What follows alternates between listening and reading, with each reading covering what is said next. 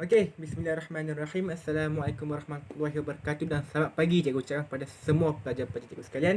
Berjumpa lagi kita pada hari ini.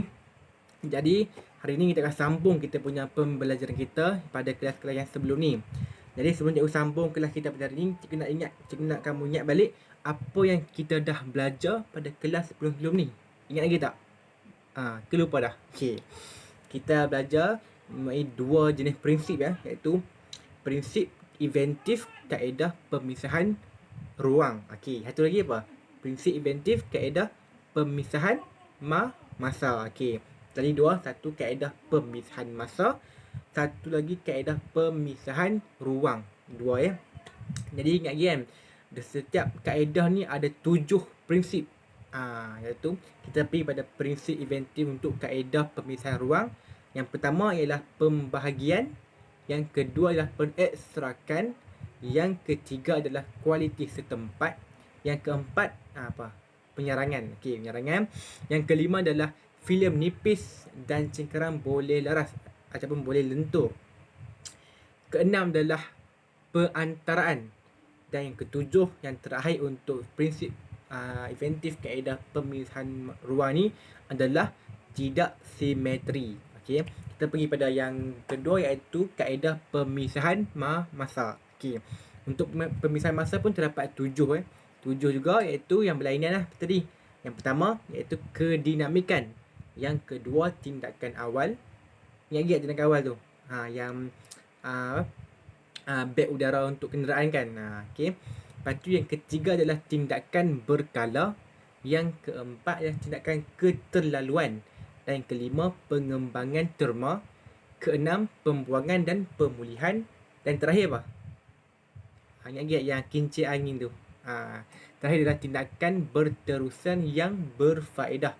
Jadi itu yang kita dah belajar pada kelas-kelas sebelum ni. Jadi hari ni kita akan sambung kita punya pembelajaran, dan hari ni merupakan hari terakhir untuk bab 1. Jadi kita akan habiskan semualah. Dan hari ni pun tak banyak kan untuk kita punya objektif pembelajaran. Ada 2, iaitu yang pertama iaitu 1.3.3, iaitu kita menjustifikasikan cadangan perubahan reka bentuk berdasarkan pemilihan prinsip inventif. Dan yang kedua iaitu 1.3.4, yang terakhir untuk bab 1 ni adalah menghasilkan lakaran produk berfokus bahagian yang mempunyai masalah inventif. Jadi itulah objektif kita yang untuk 2 objektif kita lah untuk hari ni. Jadi kita pergi untuk objektif yang pertama iaitu 1.3.3, iaitu menjustifikasikan cadangan perubahan reka bentuk berdasarkan pemilihan prinsip inventif, iaitu pada fasa ketiga, iaitu kaedah penyelesaian. Jadi apa yang untuk fasa ni kita buat apa? Iaitu kita buat pilihan kaedah penyelesaian. Kita pilih apa yang kita boleh lakukan untuk menyelesaikan masalah yang kita hadapi masalah yang untuk satu produk tu masalah apa yang dia ada, dan kita cari apa prinsip yang sesuai untuk kita gunakan. Berdasarkan 7 prinsip tadi kaedah pemisahan ruang dan masa. Kita pilih satu, salah satulah kaedah. Jadi kalau tengok ni kan, berdasarkan jadual yang cikgu tunjuk dalam slide ini, iaitu contoh objek kita ambil kuali. Ingat lagi tak kuali yang panas tu, yang kita tak boleh pegang dia punya pemegang kan, sebab panas. Sebab kuali tu keseluruhannya merupakan bahan apa? Bahan besi. Okey, jadi dia panas bila kena sumber ataupun haba atau api kan. Jadi kita punya tengok dia punya percanggahan fizikal. Kita tengok api so dia melibatkan panas lawan dengan sejuk. Bermaksud dia perlukan 2 ciri fizikal yang berbeza untuk satu objek, iaitu kuali dia perlukan panas dan juga dia perlukan sejuk. Jadi kita tengok contoh situasi, iaitu kuali perlu panas untuk memasak makanan dan untuk dipegang ketika, dan sejuk untuk dipegang ketika memasak. Maksudnya kita nak masak makanan, mestilah kita nak kita punya kuali tu panas kan. Sebab apa? Untuk kita untuk supaya makanan kita tu masak, tapi dalam masa yang sama kita nak pegang kuali tu. Nampak tak? Kita nak pegang kuali tu, jadi kita nak pegang tu kalau panas boleh pegang tak? Tak boleh kan? So bila tak boleh, kita perlukan pemegang. So jadi untuk situasi ni, iaitu pertama panas untuk kita masak, sejuk untuk kita pegang. Itulah panggil pencegahan fizikal kan. Jadi kita pergi pada soalan penentuan kaedah pemisahan ruang dan masa, iaitu kita nak tentukan apakah prinsip yang diguna, sama ada kita gunakan kaedah pemisahan ruang ataupun kita guna kaedah pemisahan masa. Kita guna satu kaedah saja. Jadi kita kena pilih lah. Untuk pilih kita kena ada soalan untuk tentukan dia kan. So soalan ni adalah, di manakah kuali itu perlu panas? Jawapan adalah di badan dalam dan badan luar kuali. Untuk kedua, soalan di manakah kuali itu perlu sejuk? Di mana? Nanti dekat pemegang kan, sebab kita nak pegang benda tu. Kita tak boleh pegang kalau kuali itu panas. Jadi jenis kaedah pemisahan yang kita gunakan untuk kuali ni apa?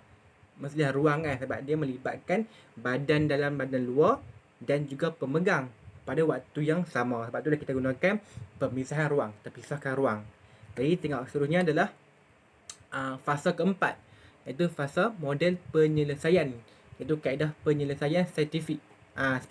Maksudnya kita buatlah kita punya kita aplikasikan prinsip yang kita dah pilih tadi. Jadi cadangan perubahan reka bentuk. Dalam kita tengok kan, tadi kan untuk kita pilih kaedah pemisahan ruang. So dalam kaedah pemisahan ruang tu ada 7 jenis prinsip kan, yang cikgu sebut tadi di awal kelas tadi. So kita akan pilihlah mana-mana prinsip yang sesuai untuk kita aplikasikan terhadap kuali tersebut. Jadi bila 7 tu yang paling sesuai untuk kita aplikasikan adalah, pada slide ni adalah kualiti setempat. Ingat lagi tak apa tu kualiti setempat? Okey, cikgu ingatkan balik kan. Untuk kualiti setempat, di mana penerangan konsep adalah menjadikan setiap bahagian objek itu memenuhi fungsi berbeza yang berguna. Lepas tu kita gunakan kualiti setempat untuk kita aplikasikan terhadap objek terhadap kuali lah kan. So kita gunakan prinsip inventif kualiti setempat. Jadi cadangan perubahan reka bentuk, apa yang kita nak buat beza, apa yang kita nak tambah baik terhadap kuali tu.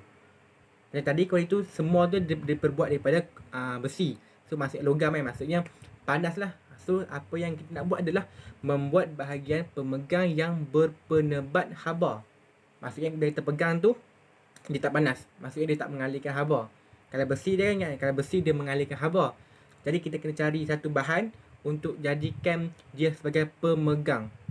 Contohnya apa yang boleh tahan haba, apa yang boleh digunakan sebagai berpenebat haba. Contoh kayu. Kayu boleh. Lagi plastik kan, plastik pun kena cari plastik yang berkualiti lah kan. Jadi itulah kita buat untuk penambahbaikan terhadap kuali itu, iaitu kita membuat satu bahagian pemegang yang berpenebat haba. Dan untuk objektif seterusnya 1.3.4, iaitu menghasilkan lakaran produk berfokus bahagian yang mempunyai masalah inventif.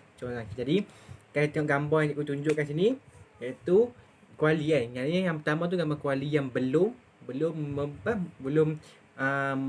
berlaku yang proses perubahan. Nampak semua dia punya bahagian kuali tu diperbuat daripada logam, iaitu besi. Jadi setelah kita dah buat penambahbaikan, kita aplikasikan prinsip yang telah kita pilih. Jadi nampak tak gambar kedua, itu gambar selepas, di mana pemegang kuali diperbuat daripada kayu ke apa tu? Diperbuat daripada plastik. Jadi itulah di mana kita telah menghasilkan satu penambahbaikan untuk mengatasi masalah yang kita hadapi dengan mengaplikasikan kaedah pemisahan ruang. Nampak kan kamu punya gambar kat slide tu. Jadi kuali yang diperbuat daripada logam supaya panaslah untuk kita masak. Manakala untuk pemegang terdapat dua bahagian kan. Untuk pemegang tu diperbuat daripada plastik, kerana plastik dia merupakan berpenebat haba dan tidak mengalirkan haba walaupun dia punya pemegang ataupun kuali tu telah panas. So dia tak panas lah. So bila tak panas, kita boleh pegang tanpa masalah. Nampak kan itu? Faham kan?